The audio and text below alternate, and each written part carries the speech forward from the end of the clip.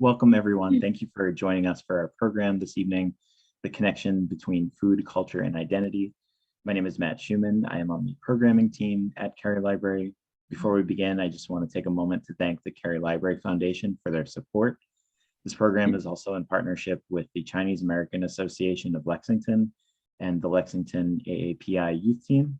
It's also co-sponsored by the Indian Americans of Lexington, Japanese Support Group of Lexington, Korean American Association of Lexington, Community Endowment of Lexington, and the CAAL. This program is being recorded and will be posted to the library's YouTube channel.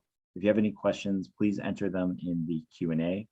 Now I'd like to introduce our panelists. Helen Chen is the founder of Helen's Asian Kitchen, a widely distributed Asian cookware line, and the author of Helen Chen's Chinese Home Cooking, Peking Cuisine, Easy Chinese Stir Fries, and Easy Asian Noodles. Her mother, Joyce Chen, was a pioneering Chinese restaurateur and entrepreneur. Helen served as CEO of her mother's company before launching her own business. Having been born in China and raised and educated in the United States, Helen brings the best of both worlds to her approach to the art of Chinese cuisine. In her active role as a teacher and educator, Helen teaches in numerous cooking schools across the country. Just switching up. So next up is Deborah Samuels. She was a recipient of the Japan Society of Boston's 2020 John E. Thayer III Award for outstanding contributions to the progress of the understanding and friendship between the people of the United States and Japan. She leads the program, content, and curriculum development of Table for Two USA's Japanese-inspired food education program, Washoku-ku,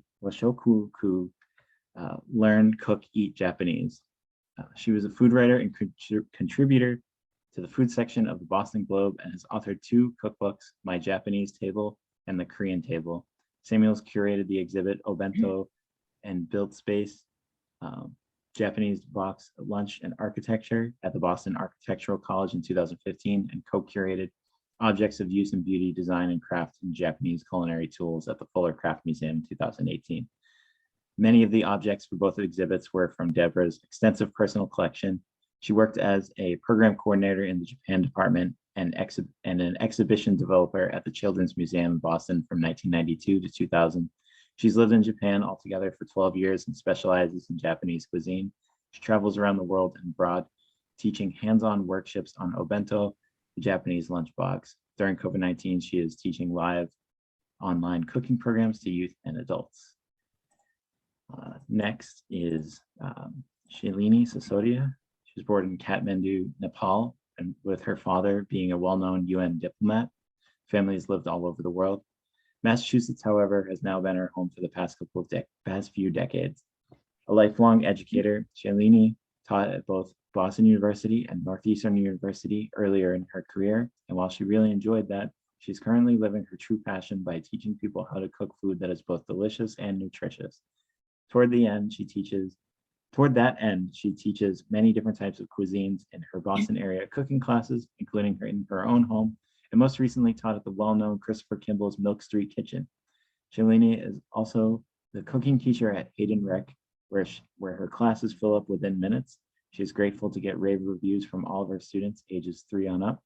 She's the head chef at Lex Eat Together here in town, and does other food-related volunteer work as well. Shailini also taught a Zoom class, Fun and Fancy Appetizers for the Library, which is on our YouTube channel, and has been featured in local media, including the Lexington Minuteman, Colonial Times, and a Facebook platform called Women Who Win /Dreamcatchers. Finally, just removing the spotlight here. Finally, I'd like to introduce our moderators for this evening. First is Grace O. She's a junior at Lexington High School and the founder of the AAPI Heritage Month celebration in Lexington, and is the leader of the Lexington AAPI Youth Team. And difficult switching back and forth off the spotlight. Lastly is Shireen Kumar, who is also a junior at Lexington High School. She is a volunteer for the Food Week, the AAPI Heritage Month celebration, and a member of the AAPI. Now I will give it over to Grace and Shireen, and I'll just quickly start the slideshow here.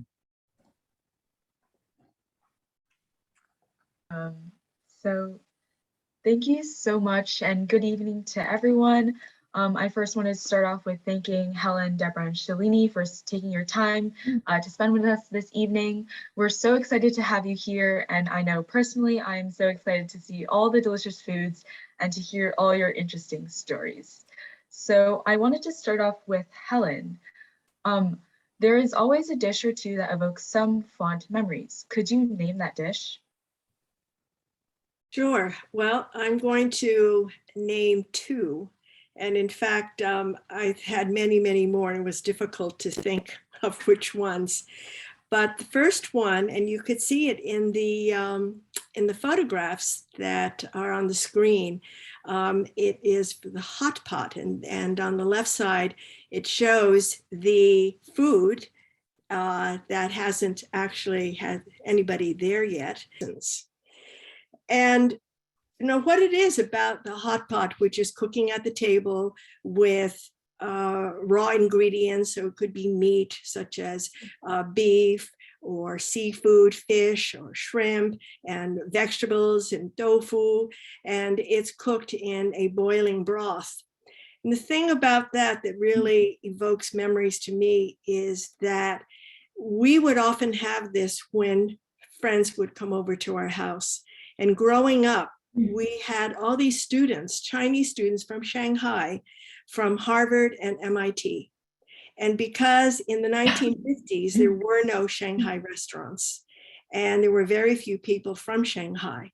And so they would congregate at our house in Cambridge, and all together it was easy to put together a hot pot dinner, because you didn't really have to cook anything. You just get all the raw ingredients together.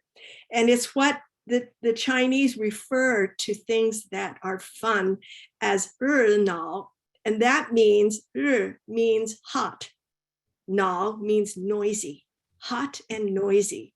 And that's exactly what this is. You get the steam and you get the warmth from the hot pot. And of course, everyone likes to talk while they're eating. So this is a real social occasion.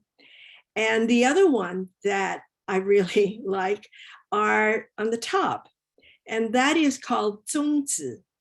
And Tsuntsu is a rice dumpling that could be sweet, salty, or what we call white, which means has no filling in it. It's wrapped in bamboo leaves and boiled.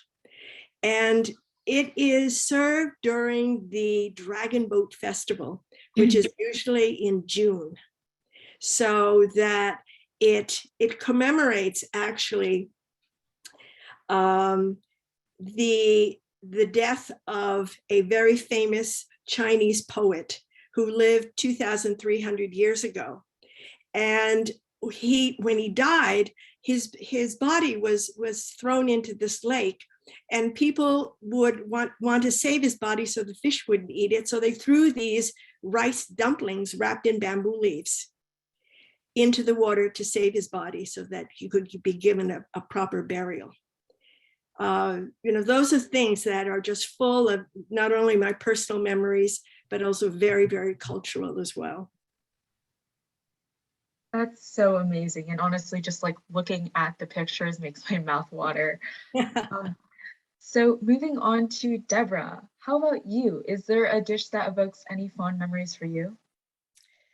Well, first, thank you all for inviting me to participate in this with a wonderful panelist. And I've just been so impressed with the work that Grace and her team has done for this. And I'm just very happy to be here with everybody. Obviously, from looking at me, these are not memories that I have from childhood, and I'll tell you a little bit about that. But these are two very beautiful dishes, same dish, Chirashi Sushi. The one on the top left has a lot of sashimi, the raw fish, on top of it, and is very gorgeous and looks like shimmering jewels. And the one on the bottom is a little bit homier. This is also Chirashi Sushi, but you can, and the sushi part is the rice underneath that has the vinegar dressing on it. And there are all sorts of different ingredients in here, Japanese style ingredients. The reason why I picked these dishes, the top one in particular. To me, Japanese food is just so beautiful to look at. And they have a saying, "Meide taberu," you eat with your eyes. And there's nothing more evocative of that than these types of dishes to me. The top one also evokes the first time I ever ate raw fish in Japan. And it's a long time ago. I'll tell you the next slide. I had never been out of the country, America. I really didn't know Japanese food. Chinese food was the ethnic food that we all ate. And we were taken to we were brought to somebody's house by a young girl who met us. We are students at a train station, and she took us to her home, invited us to her home for dinner, and her parents put out a magnificent display of raw fish. And I was horrified because I didn't know if I was going to be able to eat that. But I at least realized that they had gone to a lot of trouble for it. And I knew I was going to have to eat it. And once I took the first bite, I was in love. And it was just one of these wonderful experiences that remind me of being invited into a Japanese home by a young girl I met on a platform at a train station. And that sort of embodies my experience over these past 50 years of life in Japan. And I make these two dishes. I think people find Japanese food to be so beautiful and unapproachable. But when I teach, it is my goal to deconstruct things so that people understand that this is something that's very approachable. But these two beautiful dishes just say Japan to me. Yeah, that's so amazing. I love how your story is just so heartwarming, just seeing you being invited, or the Japanese family inviting you to their home, which I think is really great. And Shailini, is there a special dish that you remember fondly that evokes some sort of really special memory for you? Mm-hmm. Absolutely. So Matt, if you could just put the pictures of the dumplings, the plate of dumplings. Yes, gorgeous. Sorry. This is my absolute favorite dish, brings up so many memories. These are Nepali dumplings called momos. Most cultures have dumplings, but of course, these are my favorite. Of course, I'm biased. So you eat them straight out of the steamer. They're filled with meat or veggies with a dollop of that gorgeous looking tomato achar on top. Achar means pickle in Nepali. And then you plop the whole thing in your mouth. They're not to be eaten with a knife and fork. I don't know if any of you saw the Seinfeld episode where George Costanza cuts the candy bar with a knife and fork. No, that's not the way you eat them. You put the whole thing in your mouth, you get that burst of juicy goodness. So delicious. My mouth's watering right now. So they actually came from the old Chinese city of Xi'an. I hope I said that correctly, Xian, made their way through Tibet. And now we Nepalis have adopted them as our own. We are a nation obsessed, totally obsessed. There was a headline in the local paper a few years ago saying, Momo mania hits the capital, which is Kathmandu. And we all found it funny because we've always had Momo mania. There are Momo restaurants in every corner, just like hot dog carts in New York City. We are absolutely obsessed. Nepalis have been known to eat just momos for dinner. Each person eats about 30 or 40. And like I said, you get that burst of juicy goodness with a spicy achar, so delicious. I grew up eating these. So they bring back such memories. I now teach them in many of my classes. I taught many workshops, the art of the dumpling at Boston Public Market. And they're very popular in Boston now too. There are apparently 25 restaurants that serve them because there's a large Tibetan influence in Boston, or presence. So this is definitely hands down the dish I would pick, the delicious, juicy momo. All right, so now that we've asked the general questions, which thank you all for answering, it's nice to see a sneak peek of what we're actually talking about. We're going to move into the specific questions for our panelists, starting with Helen Chen. So our first question is, having grown up in the United States at a time where there were fewer Asians in America, how did cooking, food, and cuisine connect you with your Asian identity and culture? Well, I came to the United States when I was 3 years old. And the photograph on the left is one that was taken on the ship that was from Shanghai to San Francisco. And that's my brother, and there I am, sort of peeking around the corner.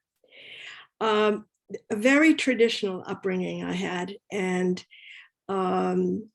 we always had Chinese food at home, always. And it was only at school lunches, that I even had any Western food. So I was first introduced to mac and cheese and spaghetti with hot dogs and meatloaf, chipped beef on toast points. And frankly, I thought it was really exciting. You know, I thought that all my classmates would go, oh, we're having those again.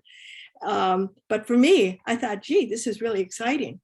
And once we were served chow mein from a can, and my classmates excitedly exclaimed that we're having Chinese food for lunch. And I looked at it, and I'd never seen or tasted anything like that before. So to me, food is culture. I mean, that is what really connected me to my heritage. And having spent the time that I have in the United States, basically in school, I was the only Asian in the entire school for 12 years. The whole time I was the only one. So the food really, really brought it home. And to me, especially Chinese food, it speaks a language, it tells a story, and it transcends the recipe itself. So we only have to listen and learn. And Chinese cuisine is one, besides French, is one of the great cuisines of the world. So, and very, very old. We're looking at 3,000 years plus of history. And there's so many different ways to cook, so much variety. And in some ways, I always think of China, because it's such an old civilization, as being sort of like the mothership of Asia. And that, you know, the other cuisines have sort of broken off and developed wonderful cuisines of their own, but China stands alone. And I felt that the food basically really connected me. And there's one picture there of me, I think, maybe I was 12 years old. That was about when the restaurant opened.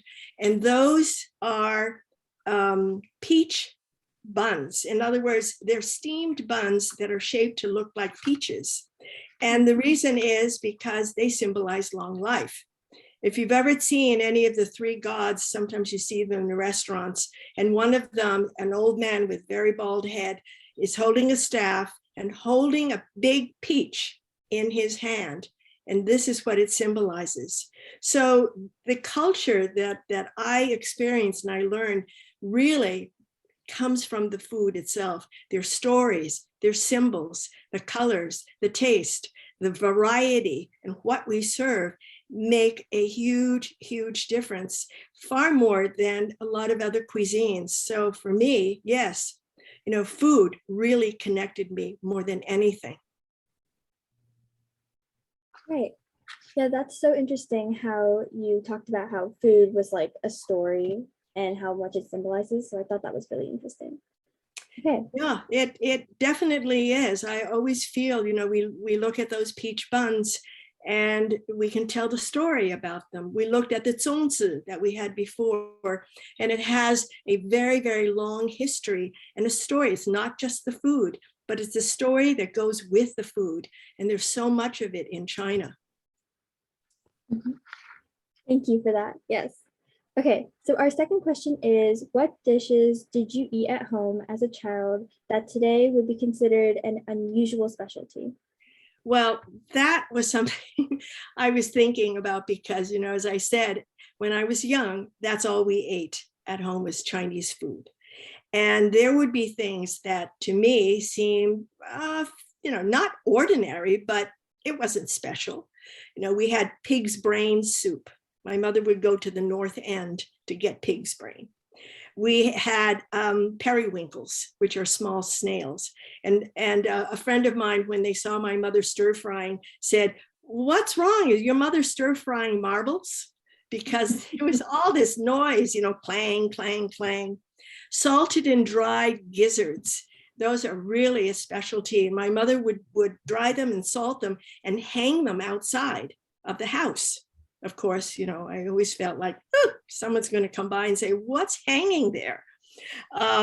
Foraging, that we would pick what we would consider weeds at the Belmont Post Office.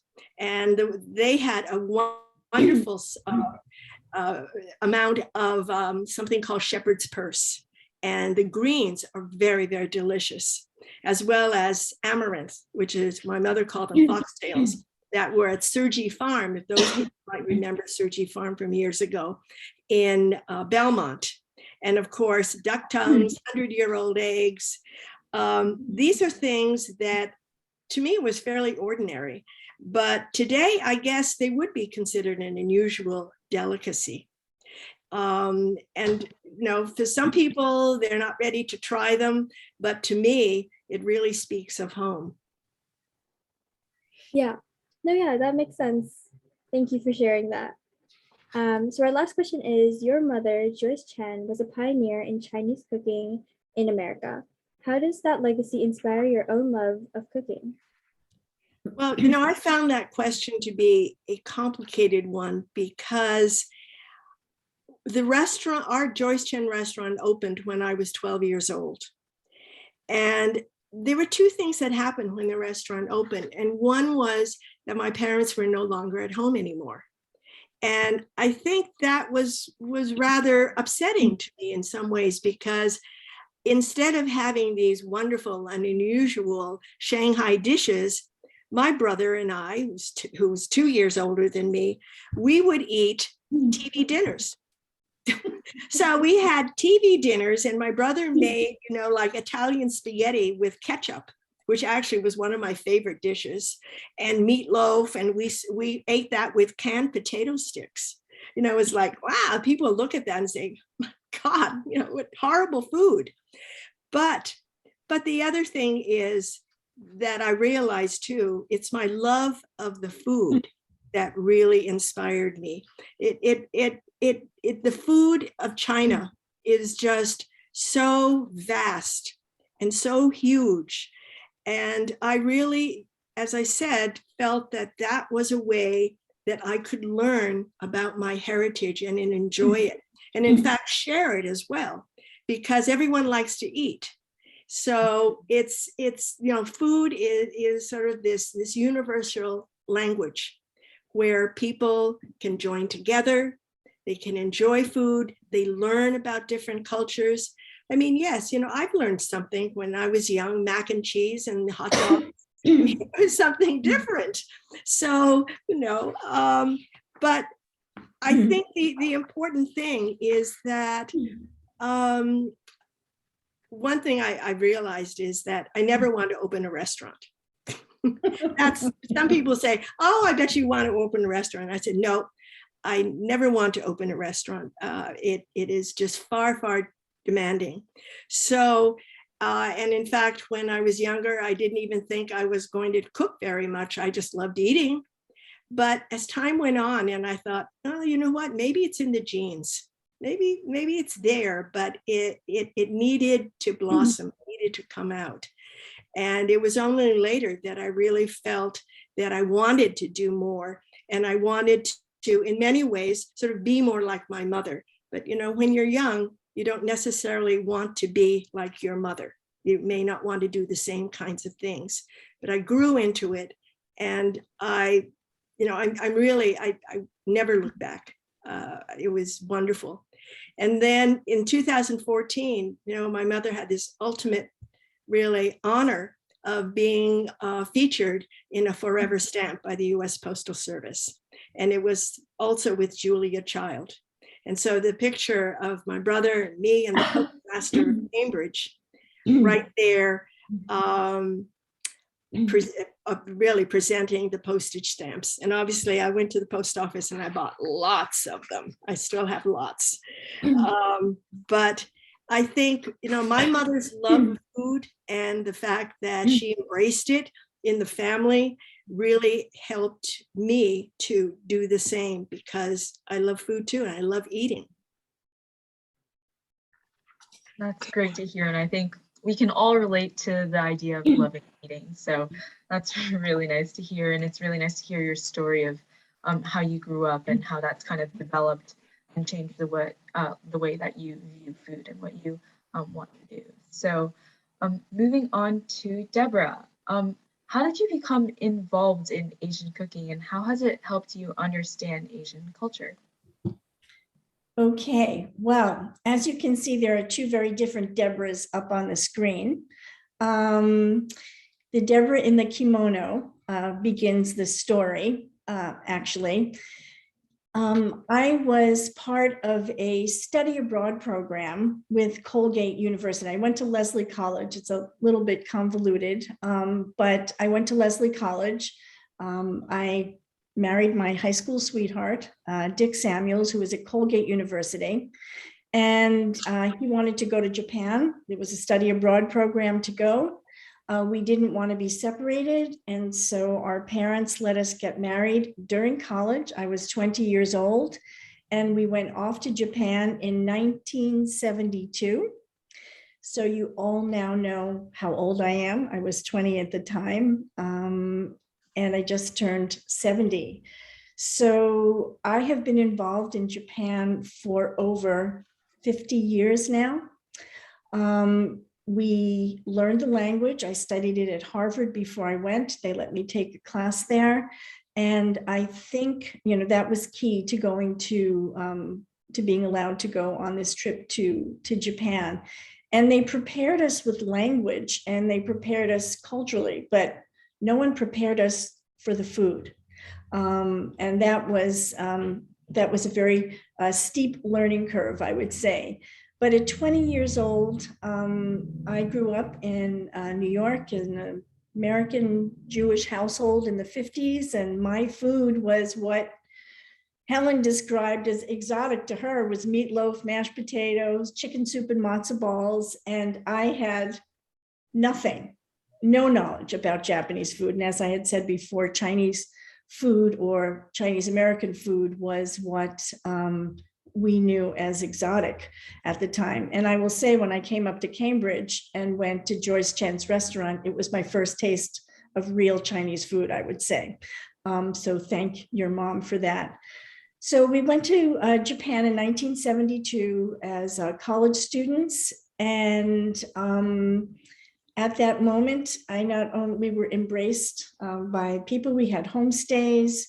And while we did homestays, I stayed in the kitchen because I was so interested in food, and I was allowed in the kitchen, and I was allowed to be part of the preparation of meals, all which was completely new territory for us. Miso soup for breakfast, rice for breakfast, a grilled fish. These were all wonderments to us. And it began my lifelong love affair with Japanese food. And over the years, I studied Japanese cooking in the homes of friends, and I also studied formally. My language got good enough for me to be in a Japanese cooking class without any other foreigners. And that made me feel good because I knew the food was not going to be watered down from my American tastes. And so that helped me to develop a really sense of, what the Japanese palate was, Japanese seasonings and everything, without having people interpret what Americans can and cannot eat, which very often happens in a lot of restaurants. I think they used to serve bread in Chinese food at Chinese restaurants because they thought Americans eat bread. I know that people find American Chinese food too sweet because they think Americans like sweet things. So I was happy to learn, authentically from homes and from kitchens, and ultimately in a cooking school. And that homestay family that we had back in 1972, 50 years later, we're still close friends. And I will say that having lived in Japan for a period of, over 50 years, total 12, as was mentioned before. My husband is a professor at MIT, his field's Japanese politics, and mine is food. And I feel that the language helped me to become part of the culture and understand the cultural cues, understand how to behave, understand how to just become part. I obviously don't blend in, but because I am able to speak the language reasonably well, I feel very much a part of the culture when I go to Japan, which has, up until 2020, we were there last, has been rather, frequent over this period of time. And I've raised children there, sent kids to school. And so you really begin to understand a culture when you're living daily in there. Our life was in Japanese neighborhoods, and we lived, as a Japanese family would. So I'm very grateful for that. And I'm very, very grateful to the people that embraced us and adopted us and helped me navigate life with a 5-month-old baby, not knowing what to feed a child in 1977. And we just became part of the daily life there. And so I feel very grateful for that. Yeah, and it's so great that food was such a big connector of those cultures, which I think is one of the really big or main aspects of why food is so important to culture and identity, is that it can bridge different cultures, like you said.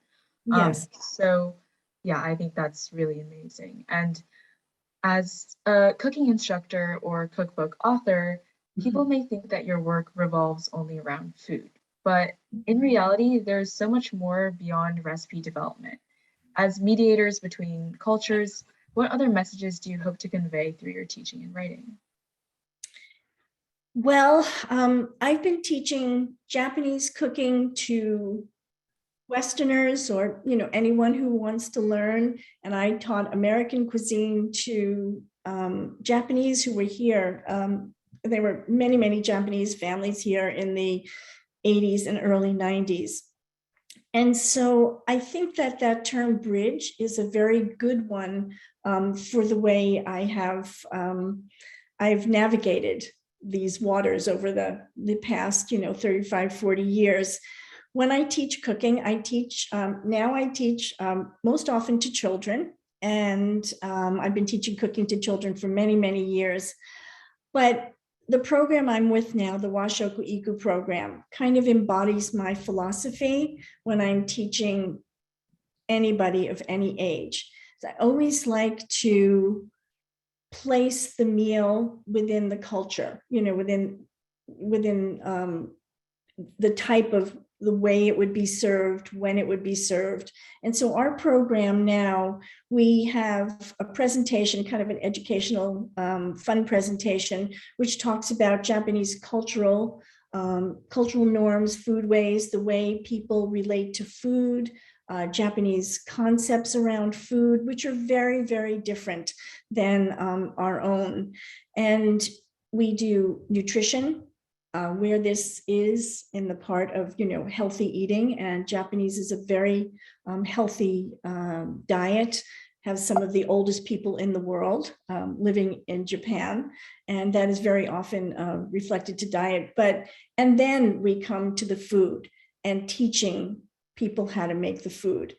And I try to do things as authentically and as pure as possible, without deciding what people will and will not like for them. And so when I teach children, as you can see here, very often they've never had a connection with this particular type of Japanese food that we're teaching at the moment. And this here is a little tofu pocket with rice and edamame. And this was a class last week. And all of these foods, none of the children had tried before.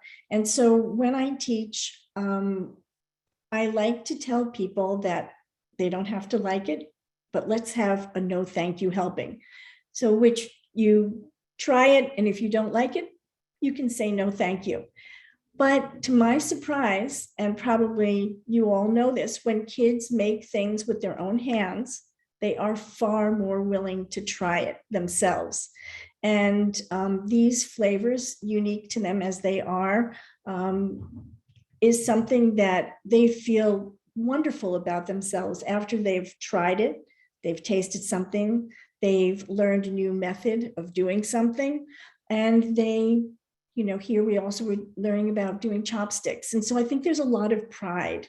And I try to encourage that when we're teaching about Japanese food, Japanese cuisine. As a cookbook author and as somebody who is obviously not from the culture, it is a heavy burden on me to make sure that I get it right, because I'm interpreting somebody else's culture. Japanese, I was more comfortable with because I had lived there for so many years, but I also wrote a Korean cookbook with a co-author, a Korean woman, and I had to study pretty hard to get it right, to make sure that we were giving the information and the recipes that people would recognize as Korean or as Japanese. And so I was very sensitive to that. And I think that sometimes I'm a little more sensitive than a Japanese or a Korean person would be. And I want to make sure that the placing of the chopsticks or the way something looks, the size of the dish is correct. Because again, if a Japanese person wants to get all artsy about something, that's fine. But when somebody who is outside of the culture is presenting it, I think you have to really be sure that you're getting it right. And I think it's just been a privilege to be able to do this. Japanese cuisine, as I will explain a little bit later, speaks to me in a very deep way. Yeah, that's really amazing.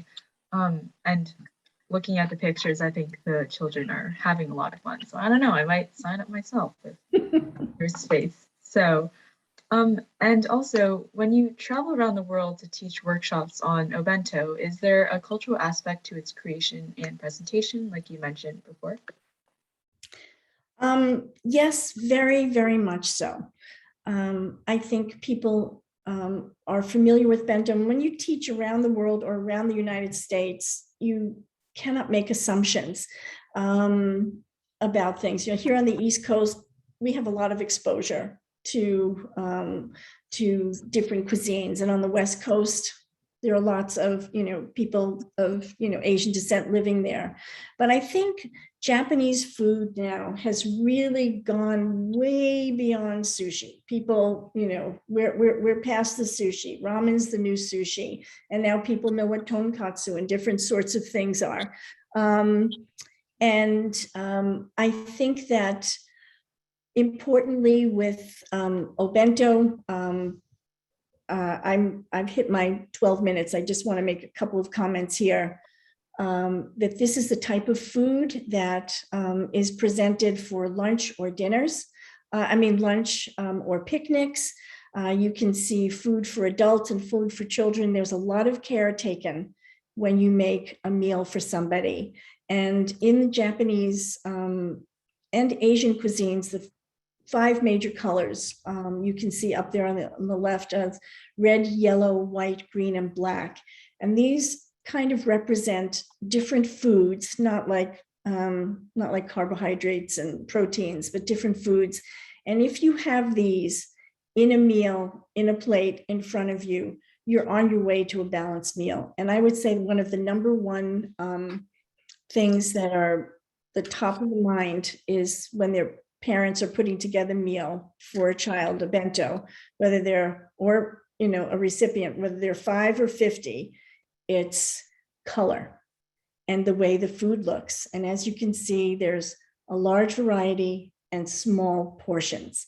And this is one of these concepts of Japanese cuisine that we also teach. And here, if nothing else, meide taberu, you eat with your eyes. You just want to eat that. And that's the goal. Awesome. I loved how you were able to explain such like this cuisine in such detail, especially being out of this type of culture. Okay, so we can move on to Shailini.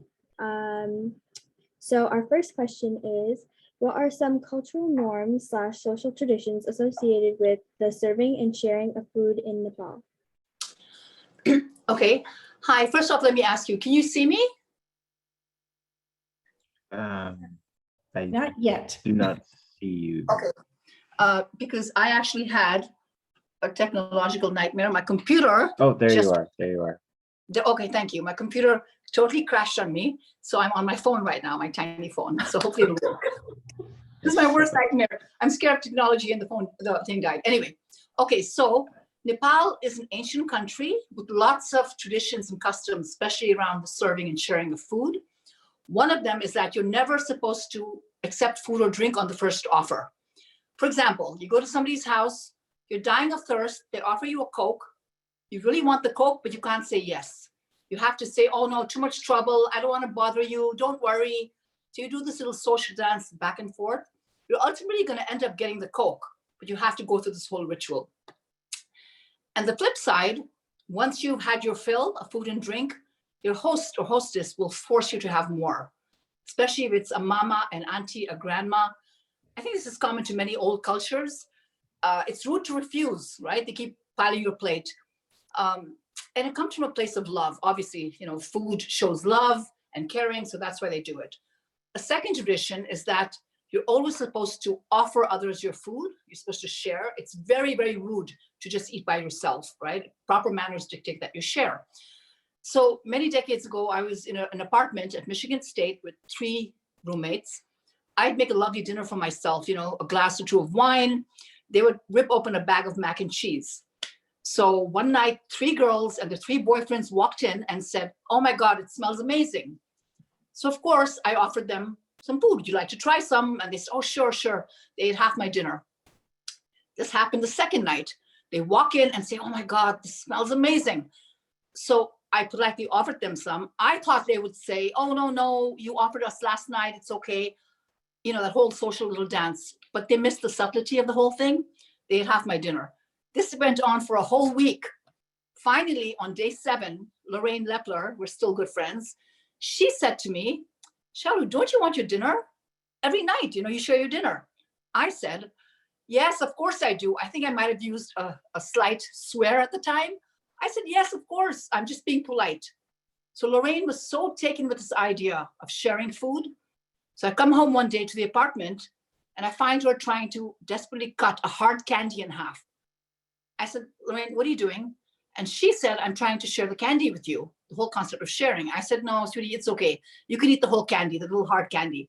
So just these little cultural things around food, so many traditions that go around food. And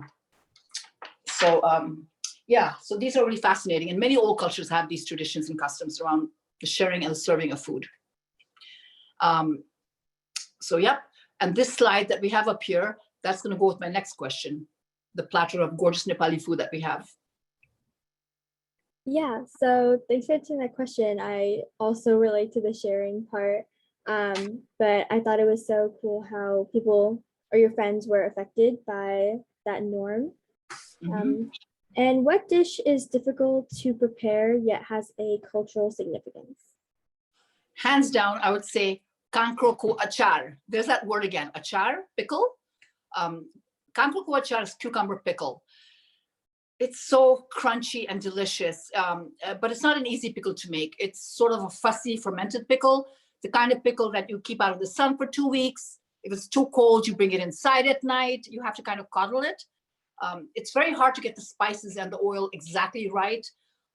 It's got cultural significance because, as I said, we love to pickle. We're a nation of picklers. We pickle just about anything. Well, fruits and veggies.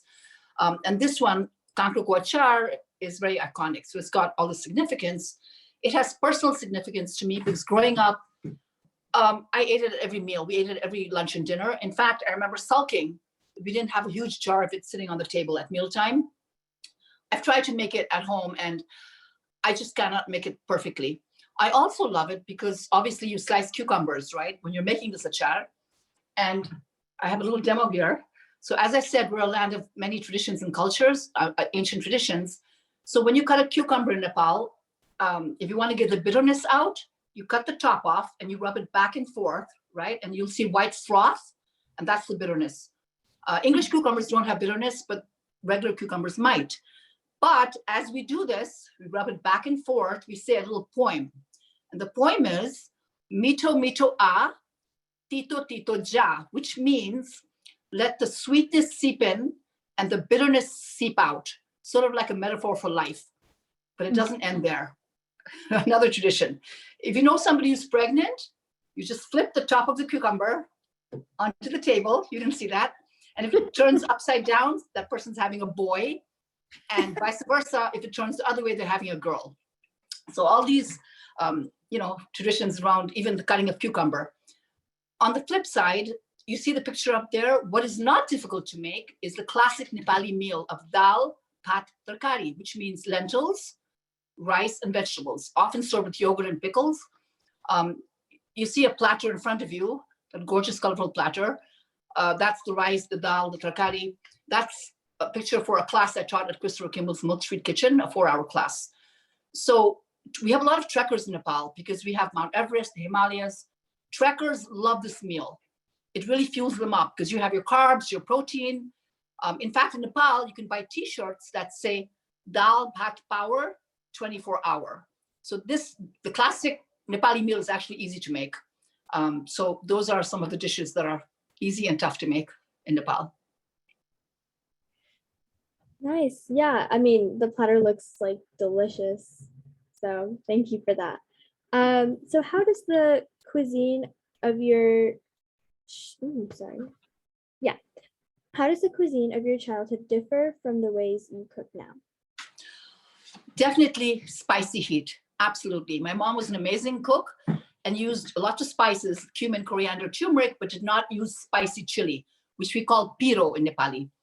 So I ended up going to college and lived on boiled bland food for 3 years because the food in college in Darjeeling was apparently incredibly delicious, but very spicy hot piro, so I couldn't handle it. Now, the hotter the better. Actually, I exaggerate. I actually still cannot eat a bite of food and a bite of chili. Many Nepalis will take a bite of food and a bite of a fresh green chili. I can't do that, but I have been known to carry red pepper flakes in my purse. You know, the chili flakes to put on pasta and pizza. I don't anymore because you get them everywhere. But if you find yourself going to Italy or France in the near future, word of caution, take red pepper flakes with you, these ones right here, because in France and Italy, I can't speak of the rest of Europe, all you get is Tabasco. You can't find this anywhere, even in a pizza restaurant. And ironically, Tabasco is the one hot sauce I really can't stand. In fact, when my family lived in Italy for years and they'd come to the States for vacation, all their Italian friends would beg them to bring Tabasco back from the States to Italy. Of course, now you get it. So definitely heat. I wanted my kids to grow up eating piro food, spicy hot. So I started putting chili in their food from a very young age, because you can adapt, you can train yourself to start eating spicy hot food. And thank God now they all eat, pretty spicy food. So as a kid, I did not eat spicy piro food. Not just that, I wasn't interested in food, generally speaking. So my journey really began inadvertently. In the 9th grade in my English boarding school, they gave us a choice of taking cooking or science. Not that I liked cooking, I just hated science. So I signed up for cooking instead. And my dad came home one day, so upset. He said, "Why did you drop science?" He said, "Go do your homework." I was in the kitchen covered in flour. I said, "Daddy, I am doing my homework." The homework was to make peanut butter crisscross cookies. His anger melted. Still wasn't that crazy about cooking. I mean, baking was fun. But then a year later, we were in Paris on a family trip, and that was my aha foodie moment. I remember eating a soup that was so ugly, but so delicious. I still remember the name, Mussels Brittany. It looked like the mussels had eyes peering up at me. but the soup was so delicious. I ate it with my eyes shut. And that was my aha obsessed foodie moment. Looking back now, I think the eyes were probably capers. I didn't know what capers were, but I just ate the soup. It was so delicious. So that's really how it started. And now today, from teaching business at BU and Northeastern, which I loved, now I love teaching cooking even more. I love teaching all ages from 3 to 89, flavors and, you know, exciting nutrition and flavors, especially the foods of my growing up, of my country. For example, when somebody, a student of mine, takes a momo, eats it for the first time and sighs with intense pleasure and wonder and joy, it just makes my heart sing. So I just love, love, love doing this. The picture you see is me teaching the kids at Hayden Rec Center here in Lexington. Very sophisticated little foodies. It's amazing the food they like and how advanced they are. I love teaching them. So that's my journey of how a kid who didn't even like food, and now I'm obsessed with food and teaching and the cooking of food. Thank you. And if my friends and family are watching, hi everybody.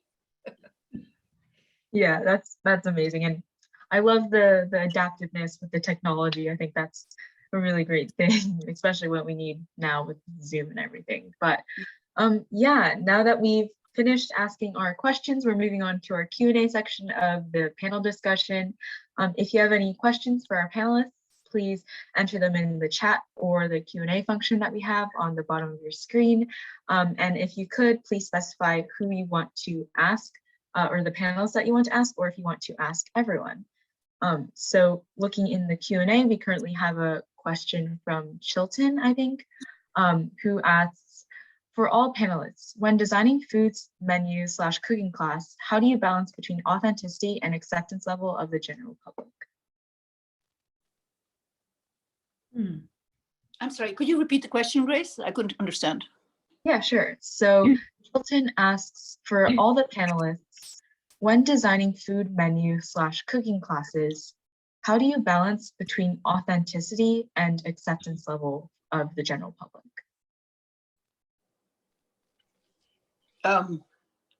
Deborah, Helen, do you want to go or should I go first? Go ahead. Why don't you go? Okay, the way I do it is when I teach, as I said, the kids I teach are really sophisticated foodies, so we make pretty authentic things, dishes. When I teach adults in my own house, in my kitchen here in Lexington, I keep the food very authentic because I'm always pleased to discover that the students who come are very familiar with the food. Like people who come from my Nepali class, many of them have been to Nepal, trekked to Nepal, honeymoon there. They know momos. If not Nepal, they've had them in Boston. People who come to my Indian class have been to India. You know, they've been to weddings in India. So people who come, I just had a Greek class last night. They've all been to Greece. So people who come are they know the authentic food. So I try to keep it as authentic as possible. And it's very well accepted. That's what they expect. Well, for me, when I'm putting together a menu for a cooking class, I really try to pick things and ingredients that people can make, because it's not everyone lives in a wonderful area like we do, where there are lots of Asian and ethnic markets. So that if I'm in Idaho or wherever, I really have to be very careful to pick things that they can actually make. And obviously, I'm not going to teach them something that is so different that they'll be afraid to do it, because you also want them to incorporate what they're learning into everyday eating. And I like to say Chinese stir frying is perfect for the Wednesday night, the Thursday night meal. It doesn't have to be one that is on weekends or a special occasion. And so it really is important, I think, to pick ingredients that people can get. And yes, you may lose a little bit of quote unquote authenticity, but I think it's important that people get a good taste, good ingredients, and yet still have something that they can enjoy. And, you know, other people will enjoy too, including Chinese people. I feel also that the food that we make has to be accessible, not just accessible in ingredients. And now we've got the internet and you can get anything, but also that the methods that you're using are not so daunting that people think, I just can't do this on my own. And so I try to pick dishes that are accessible. I'm, as I said before, very concerned about keeping things authentic. And I think you can use authentic ingredients that people will like. So the Japanese fish stock dashi is made with a smoked bonito flake. Some people don't like that flavor. I do not substitute chicken stock or beef bouillon. I make a kombu dashi, something with seaweed and shiitake and something. So I will substitute something authentic and and give them that flavor. I want to make sure that the flavor that they're having is the one that they will like. And I also pick dishes like when I do Korean food, bibimbap, which is something that is pretty universally well loved. And then we'll hedge our bets on the heat because Korean food can be pretty spicy and have a lot of garlic in it. And I let people sort of pick their own level of heat, for that. But I also choose foods that I think, people will like, and people are much more sophisticated today, especially kids, as Shailini said. 3-year-olds are making naughty, are making, sushi rolls. It's a very, it behooves us to do it correctly. Nice. Thank you, panelists. So our second question is also for all panelists. And it says, outside of your native cuisine, what is your favorite cuisine?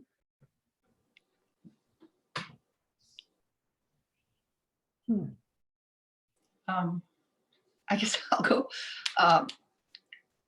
So Helen said the Grand Dame cuisines are French and Chinese. I think, yeah, all the ancient cuisines.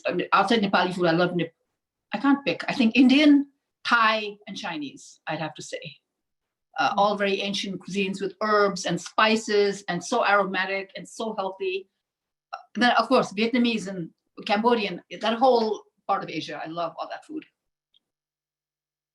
Well, I guess for me, if we maybe leave Asia and have something very different, I do like Italian food. Mm-hmm. And, especially good Italian food and not necessarily the Italian American food that so many people are used to in this country. But if you travel to Italy and especially Northern Italy, I mean, you find a cuisine that is so different. It's like, wow, this is real Italian food. It's light. It is, it's not covered with sauce. Use a lot of fresh ingredients, fresh vegetables, fish. I find it wonderful and not that difficult to prepare.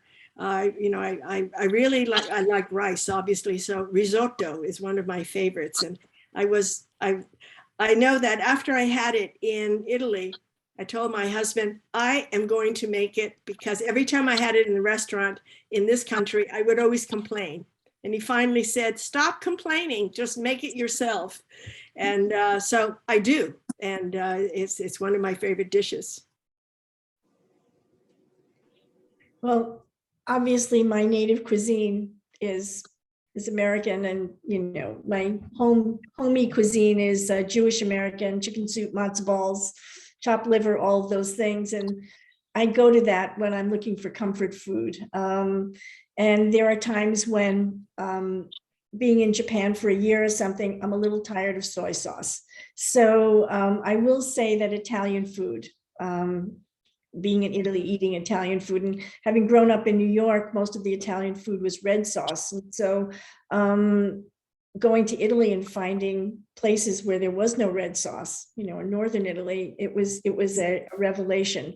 So I would say that Italian cuisine is one of my favorites to go for. And then if we're in Italy for too long and if I've had too much of that, I'm wanting soy sauce again.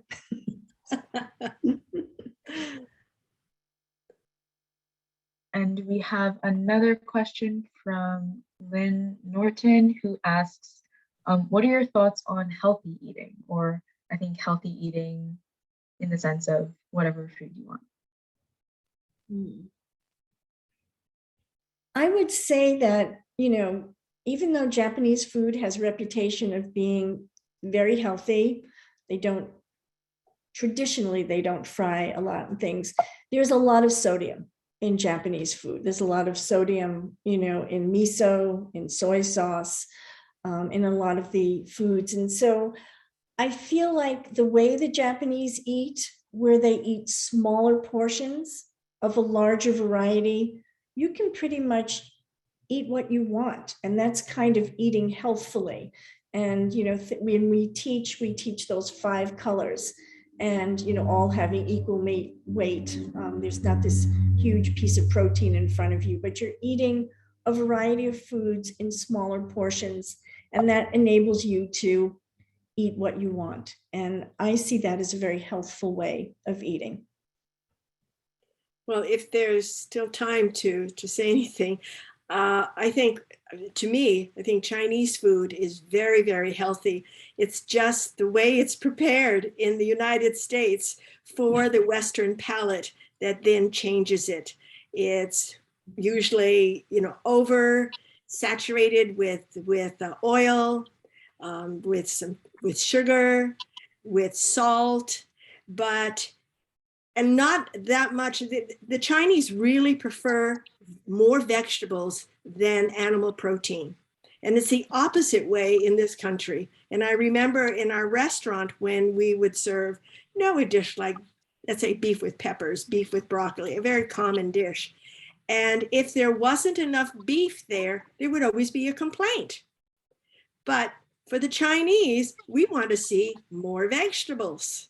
So we not only eat more vegetables, have it more lightly seasoned, and some things are heavily seasoned, but not everything. So we have a variety. Just as Deborah was saying, there's a variety of food. So there'll be something with some meat in it. Then there'll be something with seafood. Then there'll be something with tofu or vegetables. And then you have rice, whether it's white rice or brown rice. I mean, that then is a well-balanced meal as opposed to almost American version of I'll have sweet and sour pork. And that's it. It's like, well, that's really unhealthy. A lot of sugar, it's deep fried, and then they eat a bowl of rice. And that's not the correct way to eat Chinese food. So I think Chinese food done properly by the Chinese actually is very, very healthy. And there's a huge variety. Mm-hmm. I'll just say really quickly, I agree. It's the same with Nepali and Indian food. Obviously, restaurants put a lot of fat and sugar and salt to make it more palatable to the general public. But when cooked authentically, it is very healthy. What I love about these cuisines is the use of greens, lots of greens, like in Chinese and Japanese food. The use of spices that not only taste good, but are so good for you. Turmeric, for example. Turmeric's now the darling of the spice world here. You get the golden latte and the golden milk. We've been using turmeric for centuries. It's anti-inflammatory. That's why we have such little Alzheimer's in South Asia. Turmeric is healing. Brides are often bathed in turmeric water. When your kid has a tummy ache, you rub turmeric paste. So all these spices are so incredibly healing and delicious. And traditionally done, the food is extremely healthy. Lots of vegetables and less meat, absolutely. There's sort of a saying in China that food is medicine. Yes. Yeah, exactly. Yes. Mm-hmm. Yes. Mm-hmm. All right, awesome. So unfortunately, that is all the time we have for today.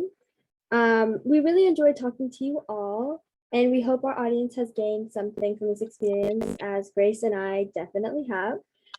Please visit the Cary Memorial Library to check out some of our amazing panelist cookbooks on AAPI Cuisine. And also, this is part of a larger AAPI Heritage Month event in Lexington. Following this panel discussion, our team, the Lexington AAPI Youth Team, will be creating a community cookbook filled with some of our community members' favorite AAPI recipes. In addition, on Memorial Day, we'll also be co-sponsoring a 5K run and walk, along with a cultural festival at Lexington High School. So feel free to follow on our future endeavors on our social media or on our website. And lastly, we want to thank everyone here, including our amazing panelists, Cary Library, and our co-sponsors. Thank you everyone so much and have a good evening. Thank you all. Thank you so much. Thank you. Thank you. Yes, Bye, thank you everyone. very much. Thank you very much. Thank you. It was Bye. such a pleasure. Thank you. Bye. Thank you, Grace. Thank you, Shireen. Bye. Thank you, Helen, Deborah, and Shailini. Thank you, Matt.